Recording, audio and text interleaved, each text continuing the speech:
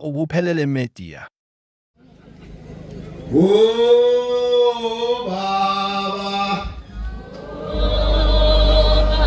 oh Baba, Vito,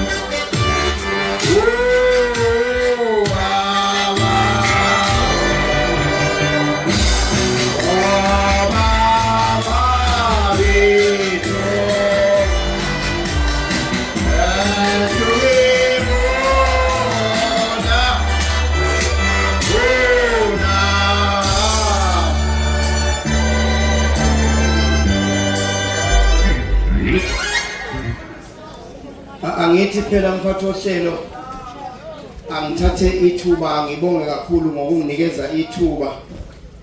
Kufanele ukucace lezi ngubo ngoba sifakile nje sinesandla sika Shembe. Ngelinye ilanga angizukubingelela abantwana benkosi ngokwegaba bakhona abazobingelela bakhona baba ngenzela ukulekelela umphathi wohlelo ngenxa yesikhathi. Angi-observe nje i-protocol ngikhuleke ezweni sakwamkhwanazi ngibingelele ibandla lonke. Amen. Ngelinye ilanga abantwana benkosi kuthiwa angikhulume egameni le-region yaKwaZulu. I-region yaKwaZulu ilahlekelwe kakhulu ngobaba umfundisi uMdletshe. Ilahlekelwe ubaba obeyithobile kakhulu. Ilahlekelwe ubaba obemukela wonke umuntu. IsiZulu ke sithi uma isahamba eyakho wedwa kodwa umisilele ngethu sonke. Ngenzela ukuthi ngisho umuntu ongekho la okufanele ngabe ukhona azi ukuthi uma sekuthiwilele awusalibuka uhlobo lwekhizana elihlabileyo. Angiphethe izwi kuthiwa ngikhulumele i-region yaKwaZulu. Silahlekelwe ngobaba uMdletshe. Mina bengisondelene kakhulu nobaba uMdletshe ngoba ngiwahlabisa lapha emzalwa khona. Bekuthi uma kuzoyiwe emhlanganweni bese thi mfana wami mfundisi uyazi udaba lwethu sengiyazi ukuthi kufanele ngimlando baba uMdletshe sedlule siya lapha siyakhona. Uthi ke ungishiye into ezimbili ubaba uMdletshe engicabanga ukuthi impilo yami iyoba yinhle ngalesizwe lele lapha. Ingishiye into ezimbili ithi waze wenza kahle uShembe wagcoba wena waba ulasibone esontweni. Ngenzela ke ukuthi ngoba inyanga ngoba yithothana abafundisi ifikelele kuJanuwari. Kuyakwenzeka lapho kuJanuwari bese kuba khona unkulumo ethi humumu. I-handbrake yakhuphuka kini yini number last. Uthi ubaba uMdletshe wenze kahle uShembe wagcoba wena mfana wami ngoba uthobekile futhi wemukela bonke abantu njengami. Amen. Ngenzela ukuthi ufuna ukwehlisa i-handbrake adlulekile. Amen. Ngenzela abafundisi uma senixoxa indaba yalapha nazi ukuthi i-handbrake ikumina. Amen. Uma nje uzosondela kimi ungakhulumi lutho nami ngizokusho lutho. Ngenzela ukuthi bafowethu uye ukuthi mase kuleli ikhawe kanjena wonke umuntu uyibuke nathi wonke umuntu uyibuke yena kodwa zibuke wena bese ubuka uthatha igama kaShembe ubekela. Uma ube wathatha igama kaShembe walibekela uthe uJoba abantu bayabona. Abantu bazobona ukuthi uthatha igama kaShembe walibeka la. Kungathi uma kuhamba umuntu endaweni umfundisi kaShembe weswelakale. Ngoba lokho kudala ukuthi kushuthi uGobo alukho kahle kuwe khona ingubo. Amen. Angiphethe lonizwi kodwa kuthiwa ngikhulumele ichi. Ngifuna ukuthi ke bafowethu esilapha endlini namhlanje kunesinye isifundo ubaba uMdletshe angishiyela singumzwile uJobe ekhala ngaso. Sengiyabona icustomer lami lokuqala. Ukhala ngokuthi wamcenga ngisho nami 1500 ethi kuphekwa ndawonye. Hayi leso sifoto siselekile. Niyazi abaningi abasangizwa ukuthi ngithini. Amen. Kodwa lesi sifoto sokuthi omama semdletsheni bapheka ndawonye sisele kwajela. Kusho ukuthi umuntu ofuna leso sifoto ufuna kakhulu besiqiwe ekwashabisa. Amen. Inkomo kusoyiqhuba ngazo miyojoma kube sesiqiwe. Kodwa khona into engayizwa kuba uMdletshe ikhuluma nesimo sokuthi kuphekwa ndawonye. Uthi ayikho mfana wami mfundisi bengibiza kanjalo. Ayikho into enhle edlula uthando lwakho njengobaba phakathi kwabantu beganile. Ungamboni kube khona omhle kunomunye kube khona omkhulu kunomunye. Uthi bengahlukana ngosayizi omunye agqoka u38 omunye agqoka u40 abamsebedlulake lapho. Uthi ke bengahlukana ngosayizi kodwa enhlizweni yakho laba bantu bazolekelela wena ukwakha umuzi wasemdletsheni. Ukuthobela. Uma ufuna bepheke ndawonye woza kithi sikukhazele. Futhi uma kwenzeka siyokuyalela.